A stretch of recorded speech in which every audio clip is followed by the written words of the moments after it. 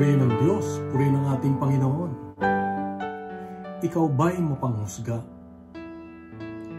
Nakikinig ako sa isang statistics dito sa mundo na binibigyan ng mas importansya yung mga may itsura. Mas mabibigyan sila ng magandang trabaho, mas mataas na sahod. Yung mas payat, o mas magandang pangatawan, mas madali silang matanggap. Yung mga may itsurang pasyente sa ospital, mas binibigyan ng pag-aaruga, pag-aalaga. Yung mga kriminal na mas gwapo, mas maganda, ay mas lesser ang kanilang sentensya. Bakit? Kasi sila ay nahuhusgahan sa kanilang itsura na hindi dapat. Dito, nagpapalalang Diyos sa atin sa Ebanghelyo ngayon na huwag kang humatol upang ikaw ay hindi hatulan. Ang Diyos nga, hindi nanghahatol. Hinihintay niya hanggang sa pagbalik niya ang paghahatol. Sa ngayon, wala siyang ibinibigay na hatol. Dahil binibigyan niya ang bawat isa ng pagkakataon, anuman ang itsura natin, anuman ang pag-ugali natin.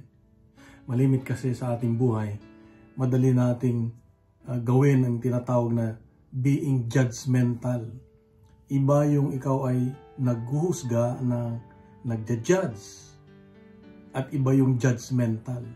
Ang judgmental kasi ay nagbibigay ka na ng konklusyon kaagad. Hindi mo pa alam kung ano yung pinagdadaanan ng isang tao. Hindi mo pa siya binibigyan ng pagkakataon na magbago. Sa tingin mo, wala na siyang pagbabago sa buhay. Kaya nga, dito ay pinapaalalahanan tayo ng Diyos na huwag tayong mabilis manghusga. Hinay-hinay lang tayo. Bigyan natin ng panahon para bigyan ng pagkakataon ng isang tao na maibigay niya yung kanyang kabutihan. Huwag agad yung masama niyang ginawa ang ating pinagdidiinan, tinitignan. Dahil bawat isa sa atin merong palaging kabutihan at pag iyan ang ating tinutukan ay mas lalaki ang kabutihan sa kanya hanggang mawala ang kasamaan.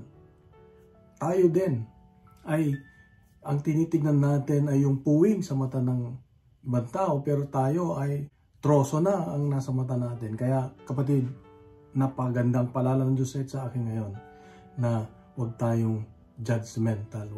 Pwede tayong manghusga. Kunwari, may manliligaw sa anak mo.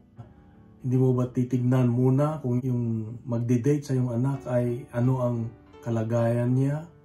Baka siya ay naka-drugs para ilabas yung anak mo. Hindi ka ba mag-iisip muna? Ibig sabihin, ang tamang paghusga ay yung i-discern mo kung ano yung mabuti, ano yung masama, at doon ka sa mabuti. Kaya nga, sabi ng Diyos ay mag-ingat sa mga bulaang propeta din.